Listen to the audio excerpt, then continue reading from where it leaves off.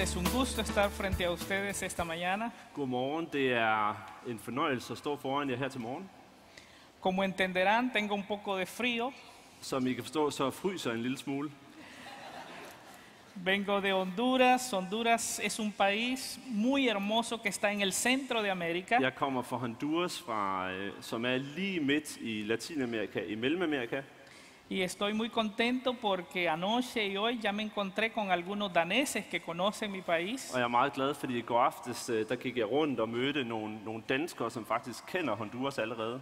Así es que ellos han de entender por qué extraño el calor de Honduras. Og de ved nok godt, hvorfor jeg sådan savner varmen i Honduras. Espero que al terminar esta charla esta mañana todos podamos ser desafiados a trabajar por la justicia. Jeg håber virkelig, at efter vi er færdige her til morgen, der føler I alle sammen en udfordring til at arbejde for at fremme retfærdighed. Quisiera comenzar diciendo que en mi país, cuando hablamos de justicia, los cristianos no se sienten muy cómodos. Jeg vil godt starte med at fortælle, at i mit land, når man i kristne kredse snakker om retfærdighed, så føler de kristne sig sådan lidt utilpas. Pero lamentablemente también he tenido la oportunidad de compartir en Norteamérica y he descubierto que los cristianos en Norteamérica tampoco se sienten tan cómodos con Og este tema. jeg har oplevet ved at tale i Europa og i USA, at det er sådan lidt generelt for os kristne, at vi bryder os ikke rigtig om at røre ved emnet retfærdighed. Conozco muy poco de lo que pasa en Europa, pero ojalá que también se sientan Jeg ved incómodos. meget lidt om, hvad der egentlig sker i Europa, men jeg vil prøve at se, om jeg kan tale ind i jeres kontekst. Para muchos cristianos en mi país, cuando hablamos de justicia, For mange af de folk, honduranere i mit land, når man taler om retfærdighed, les viene a la mente la justicia penal, så er der mange, der tænker på dødsstraffen. les parece que es algo raro. Mange tænker, at dødsstraffen er noget underligt noget. Algunos dicen, eso es evangelio social. Der er mange, der tænker på retfærdighed som noget socialt arbejde. Y algunos comienzan a construir algunos comités sociales en la iglesia. Og vi ser i mange kirker i Honduras, at forskellige kirker begynder at skabe sådan diakonal arbejde i retfærdighedens navn. Y sienten que esto se antepone a la justicia. Og at det her er deres måde at udøve retfærdighed. Pero hay algunos más radicales todavía Men der er nogen, der er endnu mere radikale i deres opfattelse af retfærdighed. que dicen que en el Nuevo Testamento no se habla de justicia, sino solo de amor. Der er nogen, der mener, at i det nye testamente, der taler man slet ikke om retfærdighed, der taler man kun om kærlighed. Y piensan que no hay una relación entre el amor y la justicia. Og nogen tror, at der slet ikke er en sammenhæng mellem retfærdighed og kærlighed. Otros han sustituido la justicia por acciones de caridad o acciones de benevolencia. Nogen har måske erstattet arbejdet med retfærdighed med direkte social arbejde. Y bueno, aceptamos que en el mundo hay pobreza, hay miseria y que nosotros debemos hacer algo para aliviar las penas de los que sufren. Men vi ved jo godt, at i verden er der uretfærdighed, der er forskel mellem rig og fattig, og som kirke bliver vi nødt til at gøre noget for at udjævne den uretfærdighed.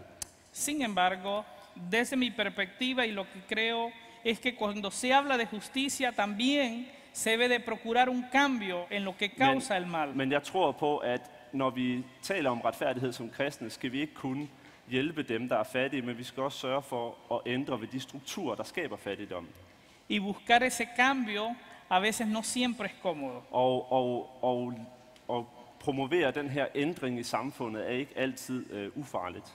Hace 17 años, junto con mi familia, mi esposa, For 17 år siden, sammen med min kone og børn, fuimos desafiados a ir a una de las comunidades más pobres de der mi følte vi país os kaldet til at tage ud og bo i et af de fattigste slumkvarterer i vores land. para tratar de ayudar a esa comunidad y que los pobres tuvieran opciones. For at hjælpe de fattige i området, i slumområdet, og give dem muligheder for et bedre liv.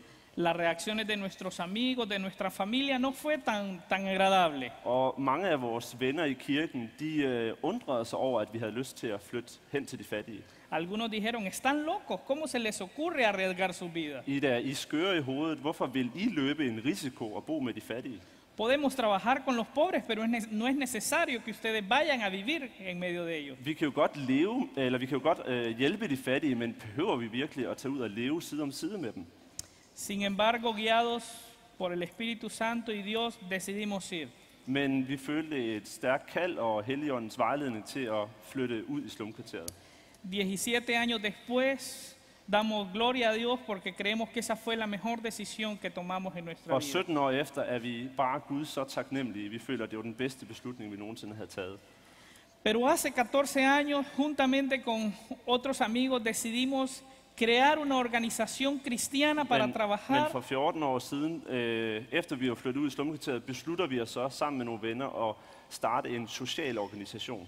y trabajar para cambiar estructuras de corrupción y maldad en mi país. Og vi vil godt starte med ikke kun det sociale arbejde, men også med at ændre nogle af de uretfærdige strukturer med korruption i vores land. Procurar construir leyes que favorezcan a los más pobres. Vi var meget optaget af at prøve at se, kunne man få ændret lovene, sådan at de favoriserede de fattige bedre. Y la reacción de mis hermanos fue, ¿qué les pasa? Og endnu en gang, så var der mange af mine venner i kirken, som sagde, hvad sker der med dig? Eso no es cristiano. Det er ikke ret kristen, det du har gang i. Se están involucrando en política. Du er ved at blive politisk. Eso es muy peligroso. Det er meget farligt, det du har gang i. Las estructuras de poder no van a quedar tranquilas mientras ustedes trabajan. Magthaverne i landet, de vil ikke se kærligt på, at du begynder at kritisere dem. Sin embargo, decidimos entrar en esa experiencia Men vi besluttede at begynde at arbejde med rettigheder. y cada vez más confirmamos que es parte del mandato de Dios para nosotros como cristianos. Og vi blev mere og mere bekræftet i, at det med at fremme retfærdighed er en del af noget, der ligger på Guds hjerte. Las escrituras no nos dan una definición de justicia, Hvis vi kigger i Bibelen, er der ikke en klar definition på retfærdighed. ni tampoco ofrece una teoría de la justicia. Og der er heller ikke nogen sådan egentlig teori om, hvad retfærdighed er. Al contrario, da por hecho que nosotros como cristianos conocemos la justicia. Det er nærmest som om Bibelen tager for givet, at vi som kristne godt ved, hvad retfærdighed er. Lo que hace y una y otra vez insta a sus lectores a hacer justicia. Det er gang på gang, vi læser i Det Gamle Testamente, at vi bliver opfordret til at fremme retfærdighed. Pero también tratar de deshacer la injusticia. Og at vi skal prøve at fjerne det, der er uretfærdigt. La base teológica para todo lo que dice la Biblia sobre la justicia Det bibelske fundament for retfærdighed es que Dios ama la justicia. er, at Gud han elsker retfærdighed. En el libro de Isaías leemos, yo soy Jehová, amante de la justicia. Flere steder i Det Gamle Testamente, i Esajas, kan vi læse, at Gud siger, at han elsker retfærdighed. Entonces es el amor de Dios de justicia el que está atrás de ese mandato de que nosotros busquemos la Og det er justicia. vigtigt at vide, at det er Guds kærlighed, der er bag ved det kald, vi får til at yde retfærdighed. Hay muchísimos pasajes en el Antiguo Testamento sobre este tema. Der er mange skriftsteder i Det Gamle Testamente om retfærdighed. Permítanme iniciar Lad mig starte med et enkelt vers con un pasaje del libro de Deuteronomios, capítulo 17 al 22. med et bibelvers fra 5. Mosebog, som tror kommer op på overheaden her. Un informe que da Moisés en sus últimos días a los israelitas. Det er Moses, som taler til israelitterne. Es importante decir que es la ley de Dios a través de Moisés, no es algo inventado por Og Moisés. det er vigtigt lige at huske på, inden vi læser det, at det her det er ikke noget, Moses finder på. Det er noget, som Gud ønsker, at Moses skal tale til israelitterne. El texto dice, lo leo en español, Arne en danés si está en su Jeg læser den pantalla. først lige på spansk, og så vil Arne læse den på dansk. No le niegues sus derechos al extranjero ni al huérfano, ni tomes en prenda el manto de la viuda. Recuerda que fuiste esclavo en Egipto y que el Señor tu Dios te sacó de ahí. Por eso te ordeno que actúes con justicia. Cuando recojas la cosecha de tu campo y olvides una gavilla, no devuelvas por ella. Déjala para el extranjero, el huérfano y la viuda. Así el Señor tu Dios bendecirá todo el trabajo de tus manos. Cuando sacudas tus olivos, no rebusques en las ramas las aceitunas que queden. Déjalas para el extranjero, el huérfano y la viuda. Cuando coseches las uvas de tu viña, no repases las ramas y los racimos que quedan. Déjalos para el inmigrante, el huérfano y la viuda. recuerda que fuiste esclavo en Egipto, por eso te ordeno que actúes con justicia. Ja, måske har jeg allerede fået den på dansk, ellers så vil jeg lige læse den op her. Du må ikke bøje retten for den fremmede og den faderløse, og du må ikke tage enkens klædning i pant. Husk, at du selv var træl i Egypten, og at Herren din Gud udfriede dig derfra. Derfor befaler jeg dig at handle sådan. Når du høster kornet på din mark, og du glemmer et næ på marken, må du ikke vende om for at samle det op. Lad den fremmede, den faderløse og enken få det, for at Herren din Gud må velsigne dig i din gerning. Når du slår din oliv ned, må du ikke gå grenene efter. Lad den fremmede, den faderløse og enken få, hvad der er tilbage. Når du høster druerne i din vingård, må du ikke plukke rent efter dig. Lad den fremmede, den faderløse og enken få, hvad der er tilbage. Husk, at du selv var træl i Egypten. Derfor befaler jeg dig at handle sådan. Esto es un poco extraño. Det her, det er faktisk lidt underligt. Les pide que traten con justicia a las viudas, los huérfanos y los extranjeros con el fin de recordar. At her beder Gud os om at yde retfærdighed for den faderløse og enken og den fremmede, ved at vi husker, at vi var trælle i Egypten. Recordar que como pueblo fueron extranjeros y que fueron esclavos en Egipto y que Dios los redimió de la Så esclavitud. de bliver bedt om at huske, at de engang var slaver i Egypten, men at Gud udfriede dem. ¿Cuál es la conexión entre el tratamiento de las viudas, los huérfanos y extranjeros con la justicia? Hvad er lige sammenhængen mellem den måde, vi skal behandle enken, den faderløse og den fremmede på, og så retfærdighed? Recordando que Dios los liberó de la esclavitud. Og hvorfor bliver vi bedt om at huske, at vi var slaver i Egypten? Y uno se pregunta quizás qué sentido tiene eso. Hvad er lige sammenhængen? ¿Cómo puede hacer una persona justicia por la liberación de Dios? Hvordan kan vi yde retfærdighed, og samtidig skal vi mindes noget, der skete i fortiden? Insisto, ¿cómo puede hacer justicia una persona recordando que fue liberado? Hvorfor er det, at når vi yder retfærdighed, så skal vi huske på den frihed, vi selv har fået? Y por muchos años en mi vida de cristiano, esto fue un tema que me llevó tiempo estudiar. I mit kristenliv har det her været en problemstilling, som jeg har brugt meget tid på at udfolde. La clave de la respuesta es que la idea de recordar no es una acción interior. Det, der er vigtigt at huske på her, det er, at vores tilgang til retfærdighed ikke kun er en indre opfattelse af, hvad retfærdighed er.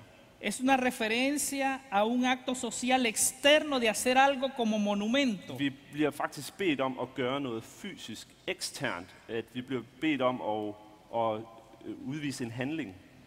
En muchos pasajes del Antiguo Testamento, Dios instruye a su pueblo a hacer monumentos. Mange gange i det gamle testamente, der bliver folk bedt om at rejse et monument for Herren. Y si ustedes son estudiosos de la Biblia, se van a dar cuenta que la vida cotidiana de Israel estaba llena de monumentos. Og hvis I er meget bekendt med det gamle testamente, vil I vide, at der er flere steder, hvor at de bliver bedt om at rejse monumenter for Herren. El más conocido de estos monumentos es la Pascua, que se lee en Éxodo. Et af de monumenter eller symboler er pagten, som vi kan læse om. Y textualmente dice, será para ustedes un día de conmemoración. Og den bliver også indstiftet for at folket kan mindes Gud. Pero la vida moderna, nuestra vida, también está llena de monumentos. Men vores moderne liv er også fyldt af monumenter eller ting, som gør, at vi ikke husker Gud. Por ejemplo, nuestra moneda en Honduras se llama lempira. For eksempel vores møntfod i Honduras, den hedder lempiras. Para recordar que hubo un hombre que se llamó Lempira que luchó por defender nuestra dignidad de los Og españoles. vi har valgt at kalde møntfoden det, fordi der engang var en mand, som hed Lempiras, som kæmpede for retfærdigheden i vores land. Pero también me ha sorprendido la imagen que tiene el pasaporte de ustedes, los daneses. Jeg har fundet ud af, at faktisk i danskernes pas, der er der også et symbol eller et monument. Y tuve la oportunidad de ir ayer y conocer ese monumento. Og jeg var faktisk nede og se det her monument her den anden dag. Para recordar al pueblo danés que tienen una base cristiana. Og det her monument, Jellingestenen, er jo også et monument til, at vi som danskere kan huske på, at vi har et kristent fundament. En Alemania podemos ver el monumento de las víctimas de los judíos. I Tyskland er der mange mindesmærker og monumenter, hvor man husker jøderne under 2. verdenskrig. ¿Por qué hacemos esto? Hvorfor er det, vi rejser de her mindesmærker? Hacemos esto con la idea de mantener viva la memoria de las personas y eventos importantes. Det gør vi for at holde de her begivenheder, der er sket, og det, de repræsenterede, holde det i live i dag i nutiden. Para que lo que pasó en el caso particular de Alemania no tenga que volver a pasar. Så for eksempel det, der engang skete i Tyskland under 2. verdenskrig, det ikke vil ske igen. En el caso nuestro de Honduras, para que amemos nuestro país y nuestra dignidad. For at grunden til, at vi har lempirs vores møntfod, er sådan, at vi kan huske fortiden med krig. Los seres humanos somos criaturas olvidadizas. Og som mennesker, der glemmer vi hurtigt, hvad der er sket i fortiden. Y los monumentos sin duda son una compensación por nuestro olvido. Og de her mindesmærker er en måde, at vi kan huske i dag, hvad der er sket i fortiden. Así que los israelitas tenían que hacer justicia a las viudas, los huérfanos y los forasteros como un memorial de su liberación. Så her læser vi i Gamle Testamente, hvordan at israelitterne bliver bedt om at huske enken, den fremmede og den faderløse, at de bliver bedt om at mindes dem og huske dem.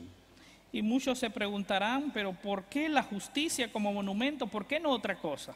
Hvorfor er det, at de bliver bedt om at huske dem, og de bliver mindet om at yde retfærdighed mod dem? Hvorfor? De hecho, habían otras cosas que Israel hizo en memoria de su liberación de Egipto. Der er faktisk en anden ting, som israelitterne også gjorde for at huske deres befrielse. Celebraron la cena de la Pascua como memorial de su liberación. De fejrede for eksempel en nadver for at huske det. Y descansaron el séptimo día de la semana como liberación de su liberación. memoria de su liberación. Og de holdt fri den 7. dag, også for at huske befrielsen. Y quizás nosotros decimos, bueno, entendemos el que descansen como señal de la liberación de la esclavitud. Og det kan vi jo godt forstå, at der er god grund til at fejre og sætte en fridag af for at fejre det, at nu er vi blevet befriet. Pero hacer justicia a las viudas, los huérfanos, los extranjeros, ¿se considera un acto de memorial por la liberación? Men hvorfor er det, at vi igen og igen i Gamle Testamente vi ser, at vi bliver mindet om, at vi skal passe på den faderløse enken og den forældreløse, eller den fremmede? Hvorfor er det, vi bliver mindet om det igen og igen? La respuesta que creo que es la más adecuada Det svar, som jeg tror passer bedst, es que el bienestar de las viudas, los huérfanos y los forasteros estaba en grave peligro en el antiguo Israel. Jeg tror, det var fordi, at de her 3 personer var i overhængende fare, i risiko på den tid. De hecho, no solo su bienestar, su vida misma estaba en peligro. De var ikke kun i nød, de var faktisk i fare for at dø. Por eso era necesario entonces que se hiciera un memorial de la liberación de Israel y en hacer justicia. Og det var derfor, at det var vigtigt for Gud at minde israelitterne om at se til de her befolkningsgrupper, de svage, fordi de var ofte glemt, og de var i livsfare. Una de las cosas también que es importante resaltar, En anden ting, som jeg vil fremhæve, que este grupo tenía amenazado su subsistencia. At de her 3 grupper næsten ikke havde nogen eksistensberettigelse. Al inicio les dije que las escrituras no nos daban una teoría de la justicia. Jeg sagde tidligere, at der i Bibelen ikke findes en decideret teori om En lugar retfærdighed. de ello nos obliga a hacer justicia. Men Bibelen den udfordrer os dog til trods for det til at yde retfærdighed. La colocación de este mandato dentro de un contexto teológico nos dice que debemos buscar la justicia. Vi bliver gang på gang opfordret til at fremme retfærdigheden og lede efter, hvad der er retfærdigt i en given situation. Pero además se establecen prioridades en la búsqueda de la justicia. Og vi bliver også bedt om at etablere forskellige prioriteter, når vi fremmer retfærdighed.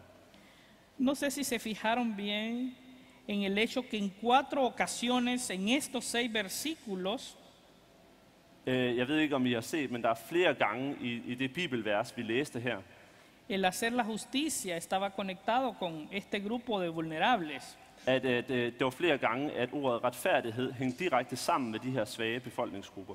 Y el libro de Deuteronomio es típico en este sentido, pero también lo es todo el Antiguo Testamento. Og det læser vi gang på gang, både i 5. Mosebog, men også i andre bøger i det gamle testamente. Una y otra vez el destino de las viudas, el huérfano, el extranjero está vinculado a la justicia. Hele tiden hører vi om den fremmede og enken og den faderløse, gang på gang. Isaías For 1:17 For eksempel i Esajas, nos dice: busquen la justicia, rescaten a los oprimidos, defiendan al huérfano, aboguen por la viuda. den tror den kommer op her nu, fra Esajas. Stræb efter ret, hjælp den undertrykte, skaf den faderløse ret, før enkens sag. Y un poco más adelante dice: ay de los que emiten decretos inicuos y publican edictos opresivos, privan de sus derechos a los pobres y no les hacen justicia a los oprimidos de mi pueblo. Og senere i kapitel 10, vers 1 og 2 står der: ved jer, der giver onde love og udsteder uretfærdige forordninger for at afvise de svage sag og berøve mit folks hjælpeløse deres ret, for at udbytte enker og udplyndre faderløse. Y hay cientos de pasajes más en la Biblia refiriéndose al tema. Og der er hundredvis af passager i det gamle testamente omkring det her tema. Permítanme añadir uno más, y esta vez en los Salmos, Der er lige en sidste en fra Salmernes bog, y dice: hagan justicia al débil y al huérfano, mantengan el derecho de los humildes y los desposeídos. salme 82, vers 3 og 4. Skaf de svage og faderløse deres ret, frikend de hjælpeløse og arme, udfri de svage og fattige, red dem fra de ugudeliges magt. Y libérenlos de la mano de los impíos. Så vi skal altså hjælpe de fattige ud af de ugudeliges magt. Probablemente más de alguno de ustedes ha leído al menos una parte de la República de Platón. Nogle af jer kender måske til Platons tekster. Y en este texto que tiene que ver con la justicia, en ninguna parte relaciona la justicia con las viudas y los huérfanos y Men los extranjeros. i Platons tekster, selvom han også taler meget om retfærdighed, så taler han aldrig om de her svage befolkningsgrupper, enkerne og de faderløse osv. Y es interesante que hasta ahorita todavía yo no he encontrado ningún otro escrito en Occidente que haga algo similar. Og jeg synes faktisk, det er meget sjældent i de tekster, jeg læser fra andre filosofer og religioner, at man ser så direkte, at retfærdighed hænger sammen med de svage i samfundet. Esta conexión que los escritores del Antiguo Testamento hacen entre la justicia y el destino de estos Så vulnerables forfatterne i det gamle testamente laver altså en forbindelse mellem de svage i samfundet og det med, at vi skal fremme retfærdighed. era la justicia primaria. Det er den primære måde at fremme retfærdighed på. Cuando Dios dice que ama la justicia, no quiere decir que ama que la gente sea castigada. Når Gud han så siger, at vi skal elske retfærdigheden, så betyder det selvfølgelig ikke, at vi skal elske og straffe dem, der yder uret. Ama lo que yo digo y muchos quizás la justicia primaria. Men vi skal elske og se dem, der er blevet uretfærdigt behandlet, at de får det bedre. Algunas sugerencias sobre esto. Et par forslag til, hvordan vi kan gøre det. Cuando tratamos de hacer justicia, es inevitable que debemos de establecer prioridades. Det er helt klart, at når vi gerne vil fremme retfærdighed, bliver vi nødt til at have nogle prioriteter. Nadie puede deshacer todos los actos de injusticia. Vi kan jo ikke, alle uretfærdigheder, vi ser i samfundet, kan vi jo ikke løse alle sammen. No dudamos que los ricos y los poderosos eventualmente también tienen episodios de injusticia. Vi bliver nødt til at fokusere vores blik blandt andet mod, hvordan er det, de magtfulde i samfundet yder uretfærdighed mod de fattige. Cuando les asaltan o entran a sus casas a robarles. Måske er der situationer af tyveri eller overfald, og det skal vi være opmærksom på. Bueno, no sé si eso pasa acá. Jeg ved ikke, om der er tyveri og overfald her. Det er der i mit land. Esos son episodios de injusticia. Når der er tyveri og overfald i mit land, så er det uretfærdighed, der sker. Sin embargo, Men las viudas, los huérfanos, los extranjeros y los pobres de fattige, enkerne og de faderløse, en el antiguo Israel fueron las personas más vulnerables. de var de mest sårbare blandt israelitterne. No tenían ni el poder ni la riqueza. De havde ikke rigdom, og de havde ikke magt.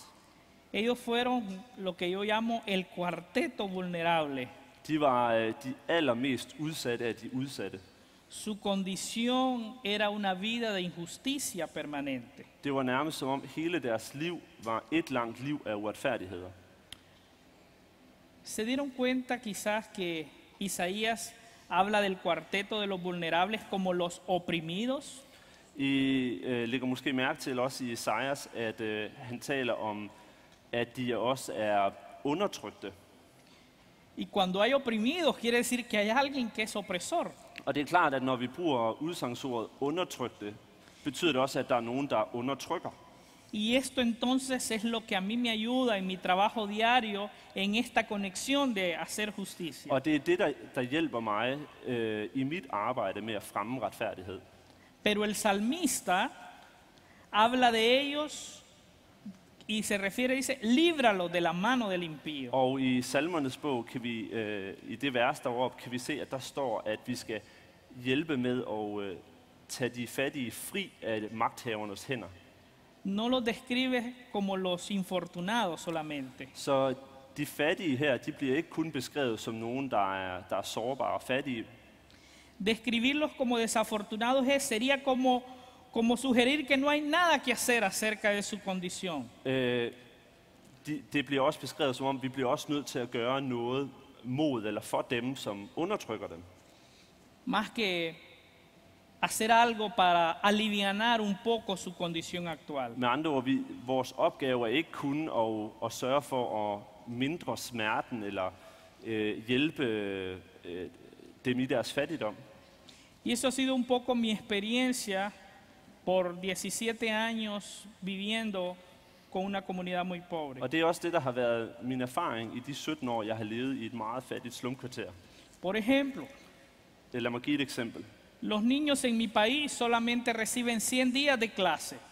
For eksempel så på grund af korruption i skolesystemet modtager børnene i mit land kun 100 dages undervisning. Mientras los que tienen un poco de recursos reciben 200 días de clase. Mens at de riges børn, de modtager 200 dages undervisning i skolen. Una acción que empezamos hace algunos años. Så for nogle år siden, der startede vi en kampagne. Tratemos de reforzar académicamente a estos niños para tratar de equipararlos. Så i mit slumkvarter, der begyndte vi at lave en skole for at sørge for, at børnene fik mere undervisning. O algunas madres que sus jefes solamente les pagan el 50% de sus salarios. Et andet eksempel i slumkvarteret var kvinder, som fik betalt meget, meget mindre end mindsteløn af deres chef. Una opción es, como cristianos, tratemos de dar un poco de alimento que compense esa carencia que esta madre tiene. Som kristen er det her meget oplagt, at vi selvfølgelig giver de kvinder noget mad og noget økonomisk hjælp, som de kan klare sig. Sin embargo, lo que ahora entiendo de lo que dice aquí en Isaías y en Salmos Men det jeg tager ud af de her skriftsteder, es que tenemos que hacer acciones para liberar a la gente de las manos de los oprimidos. at vi ikke kun skal give nødhjælp, men vi skal også frigøre de fattige fra magthavernes greb. Ahora bien, si tratan de aliviar la suerte de los oprimidos, Men hvordan er det egentlig, vi skal gribe det her an med at frigøre dem fra magthavernes greb? sin duda alguna nos vamos a encontrar en conflicto con aquellos que son los opresores, Så er det jo helt klart, at vi går direkte ind i en konflikt med magthaverne. los que los están pisoteándolos constantemente. Dem, som holder dem nede, vil blive anfægtet af, at vi angriber dem. Solo ayudar a los débiles quizás no provoque ningún malestar a nadie, Det, at vi som kristne giver nødhjælp og giver mad, skaber ofte ingen konflikt. pero el trabajo de deshacer la injusticia de los oprimidos es diferente. Men det at fjerne uretfærdigheden i et samfund, det skaber fjender.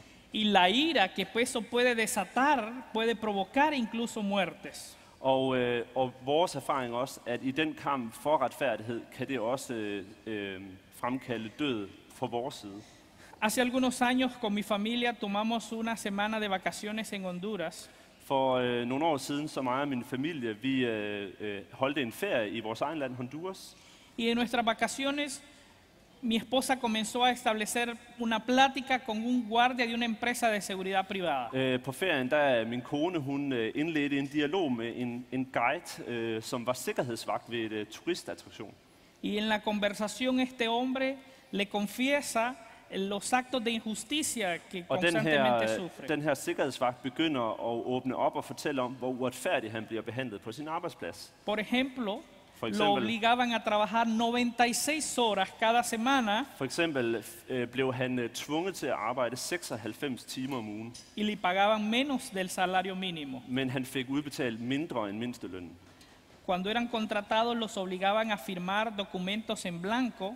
sin nada, Når han blev ansat, så skulle han skrive under på et blankt stykke papir med sin underskrift. y constantemente les amenazaban y les decían, si dicen algo, Og de truede ham hele tiden med, at hvis du gør oprør mod os, nosotros vamos a decir que ustedes renunciaron så fortæller vi bare, at du har sagt op, y obviamente la empresa no va a tener ninguna responsabilidad con og så ustedes. vil vi som firma ikke have noget ansvar, fordi vi har din underskrift her. Recuerdo muy bien, esa tarde mi esposa me dijo, hay que hacer algo. Og jeg husker, min kone, hun sagde til mig, at vi bliver nødt til at gøre noget mod den her uretfærdighed. Tenemos que ayudar a esta pobre Vi bliver gente. nødt til at hjælpe de her udsatte mennesker. Y bueno, comenzamos un trabajo Og muy derfor- interesante, Og derfor begyndte vi et arbejde, som jeg har fundet rigtig interessant. pero un trabajo que nos ha hecho sufrir muchísimo. Men også et arbejde, som har påført os rigtig meget smerte. Contratamos un abogado para tratar de defender a estos trabajadores. Det første, vi gjorde, efter vi havde mødt ham her, vagten, det var, at vi ansatte en advokat til at hjælpe med hans rettigheder.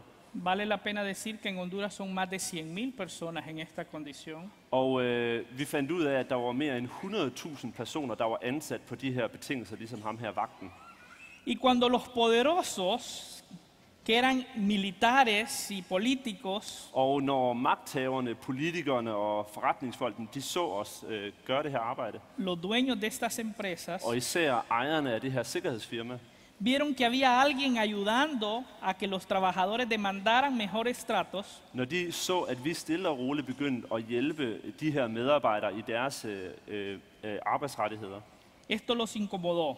så blev de rigtig utilpas. No estaban dispuestos a sacrificar parte de sus utilidades para dar un trato De justo a sus var empleados. ikke interesserede i, at de skulle miste en indtægt, og de skulle miste magten over deres medarbejdere. Y entonces comenzaron a amenazarnos. Så de begyndte at true os i vores arbejde. Paren de hacer lo que están haciendo en beneficio de estos pobres, porque si no ustedes Stop. van a sufrir. Stop med at gøre det, som I gør nu. Lad være med at hjælpe de fattige. Y pensamos, pero ¿qué puede pasar si lo que estamos haciendo es ayudando a esta pobre gente? Men vi tænkte hele tiden, hvad kan der egentlig ske os? Vi hjælper jo bare. Las amenazas siguieron. Men vi fortsatte med at modtage trusler fra firmaet. El 4 de diciembre del 2007, Og den 4. december i 2007, uno de nuestros abogados que representaba a estas personas var der en af de advokater, vi havde sat på sagen for de her medarbejdere. después de participar en un culto de oración en nuestra oficina, Vi havde haft en lille andagtssamling i vores kontor i menneskerettighedsorganisationen. fue asesinado. Han blev myrdet, advokaten, efter det her møde. Y eso provocó mucho dolor en nosotros. Og det skabte rigtig meget smerte hos os. 4 días después del asesinato de Dionisio, 4 dage efter mordet på Dionisio, som advokaten hed, los malos y los poderosos querían continuar haciendo daño. blev det her firma, de blev ved med at sende os trusler, de blev ved med at prøve at se, om vi ville stoppe med at lave arbejde mod dem. Me siguieron a mí por espacio de 1 hora para tratar de quitarme la vida. Jeg husker en gang, hvor de fulgte efter mig i trafikken en hel time. Logré escapar y después enviaron un mensaje de texto a mi teléfono Jeg lykkedes i at slippe væk fra dem, men de sendte mig en besked til min mobiltelefon. donde decía, tú eres el próximo porque tú eres la cabeza. Du bliver den næste, der skal dø, fordi du er hovedet i din organisation. Du er lederen. ¿Qué hacer frente a esa situación? Så hvad gør man, når man får sådan en sms? Tenía dos opciones. Jeg havde 2 muligheder. Puse la denuncia en el gobierno Jeg startede med at gøre regeringen opmærksom på, at det her det var sket. y el gobierno dice, mira, pagamos tus boletos para que tú y tu familia salgan del país, se vayan a Europa. Og regeringen gjorde med det samme det, at de sagde, ved du hvad, lad os betale 4 billetter, sådan at du og din familie kan rejse ud af landet. Porque tu vida corre peligro. Fordi du er i livsfare nu. O atender el mandato que Dios estaba diciéndome de hacer justicia al débil. Så det var det ene valg, at rejse ud af landet, eller at blive i landet og fortsætte med at kæmpe for de her medarbejdere og de fattiges rettigheder. A pesar del temor, a pesar de las dudas, Por hemos tro- seguido en este På trabajo. trods af smerten og på trods af al den tvivl, som det fremskabte, Los riesgos persisten, så er der stadigvæk risici for mig i at være i det her arbejde.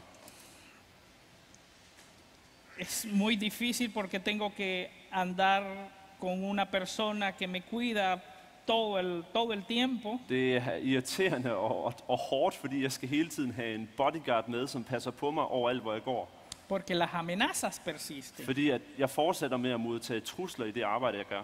Pero hoy más que nunca estoy muy consciente que es el mandato de Dios. Men jeg føler en fred og en ro i, at det er Guds kald og Guds arbejde at udføre. He entendido que la justicia es absolutamente central en la vida que Dios ordena a su pueblo. Jeg har fundet ud af og har mærket, at det at fremme retfærdigheden er så centralt i Guds hjerte. Los israelitas no solamente tenían que liberar a su pueblo como un monumento, Grunden til, at israelitterne blev frigjort, var ikke kun for deres egen skyld.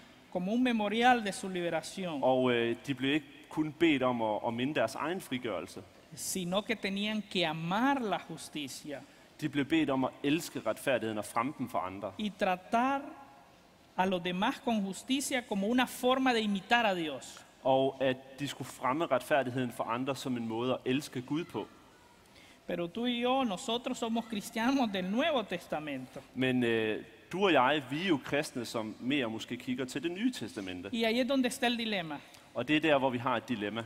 Algunos dicen, mira, pero ¿dónde encontramos el tema de la justicia en el Nuevo Testamento? Der er mange, der tit spørger mig, men hvor i det nye testamente finder du lige noget om retfærdighed? Hay apenas algunas pinceladas ahí. Der er nogle små passager, men det er jo ingenting. Sin embargo, cuando vemos la vida de Jesús, Men når vi ser på Jesu liv, la vida como es interesante cómo lo denominan a él y cómo él se autodenomina. det er meget interessant, hvordan at folk omkring ham udnævner ham til konge, men han selv er meget ydmyg.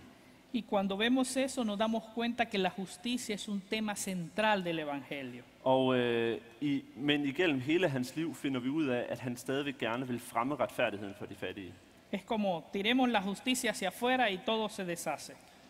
Hvis vi bare smider kampen for retfærdighed over bord, mister vi essensen af kristendommen. Para finalizar, quisiera que leyéramos un texto donde Jesús se autoidentifica. Til sidst vil jeg gerne læse en tekst fra det nye testamente, hvor Jesus han viser, hvem han er. Y lo encontramos en Lucas capítulo 4 del 17 al 21. Og det finder vi i Lukas kapitel 4. La mayoría de ustedes conocen la historia. Mange af jer kender historien. Jesús asiste a la sinagoga un sábado en Nazaret. Jesus kommer hen i synagogen på en lørdag. Es invitado a leer las escrituras. Han bliver bedt om at læse op fra skriften. Entonces lee el siguiente pasaje del profeta Og Isaías. han læser nu den her passage. El Espíritu del Señor está sobre mí, Herrens ånd er over mig, fordi han har salvet mig. por cuanto me ha ungido para anunciar buenas nuevas a los pobres, me ha enviado a proclamar libertad a los cautivos y dar vista a los ciegos, a poner en libertad a los oprimidos, a pregonar el año agradable del Señor. Luego enrolló el libro, se lo devolvió al ayudante y se sentó. Y todos los que estaban en la sinagoga quedaban viendo de manera sorprendida, y él comienza a hablarles y les dice: hoy se cumple esta escritura en presencia de Ja, ustedes. så fik I den lige på spansk. Vi tager den lige på dansk. Herrens ånd er over mig, fordi han har salvet mig. Han har sendt mig for at bringe godt budskab til fattige, for at udråbe frigivelse for fanger og syn til blinde, for at sende undertrykte i frihed, for at udråbe et nådeår fra Herren. Så lukkede han bogen, gav den til tjeneren og satte sig, og alle i synagogen rettede spændt øjnene mod ham. Der begyndte han at tale til dem og sagde, i dag er dette skriftord, som lød i jeres ører, gået i opfyldelse. Y lo que impresiona y debemos de prestarle atención es la última frase. Hoy Det, der er vigtigt, det er, at se cumple esta escritura en presencia de vi ustedes. retter opmærksomheden mod det sidste ord, at i dag er dette gået i opfyldelse. La mayoría de este pasaje viene de Isaías 61, Meget af det her skriftsted kommer fra Esajas, donde el profeta habla del ungido que traerá el jubileo. hvor at profeten har den samme tekst. Lucas agrega unas cuantas líneas más Og i Lukas evangeliet kommer der et par ekstra linjer på den tekst. y habla de la recuperación de la vista de los ciegos. Og her bliver der talt omkring, hvordan de blinde får syn osv. Donde sin duda alguna queda explícito el tema de la justicia. Og her skulle temaet omkring retfærdighed gerne stå meget klart for os. Y al final Dios dice, hoy se cumple esta escritura en presencia de ustedes. Og Jesus slutter af med at sige, i dag er dette gået i opfyldelse. Hermanos daneses, Brødre og søstre, danskere, la justicia es un tema central en la Biblia. retfærdighed er et centralt tema i Bibelen. Usted y yo y nuestros hermanos en África, donde estén, somos llamados a buscar la justicia. Dig og mig og vores brødre og søstre i Afrika og i andre verdensdele, vi bør leve og fremme retfærdighed i samfundet. Pero sin duda alguna, tenemos que despertar. Men vi bliver nødt til at vågne op først. Sin duda alguna, tenemos que dejar a veces la condición de comodidad en la que nos encontramos. Nogle gange bliver vi nødt til at forlade den komfortable situation, den behagelige situation, vi er i, og rejse ud. Y aclaro, esto no solamente es una condición de los cristianos de los países ricos. Og jeg er godt klar over, at det her, det handler ikke kun om at tale retfærdighed til de rige kristne. Ya les mencionaba que Honduras es uno de los países más pobres del continente y todavía los cristianos se sienten raros hablar Jeg de kan este fortælle, tema. at hjemme i mit land, i Honduras, som et af de fattigste lande i Latinamerika, der er de kristne også nogle gange tilbageholdende med at gå ud og gøre noget for de fattige. Hay una canción que es muy común entre nosotros, Der er en sang, som vi synger mange gange i min kirke, que dice que somos enviados por Dios en sang, hvor vi synger, vi er sendt af Gud, para cambiar un mundo de dolor por un mundo de paz. for at ændre en verden i smerte til en verden i fred. Y agrega, los ángeles no son enviados a cambiar el mundo. Og i sangen står der, englene er ikke sendt for at ændre verden. Te ha tocado a ti, nos ha tocado a nosotros hacer realidad el reino de Dios en este Men mundo. Gud kalder på dig, og Gud kalder på mig, for at vi kan fremme Guds rige på jorden. Ojalá que en esta semana que estaremos discutiendo este tema, Jeg håber rigtig meget, at i løbet af den her uge, hvor vi skal diskutere det her tema, mission og retfærdighed, podamos ser desafiados como cristianos a hacer la voluntad de Dios. så vil vi alle sammen som kristne opleve en udfordring til at tage det her tema alvorligt. Hacer justicia Og at fremme retfærdigheden, hvor vi er. y amar la justicia. Og at holde af og elske retfærdigheden. Gracias. Mange tak.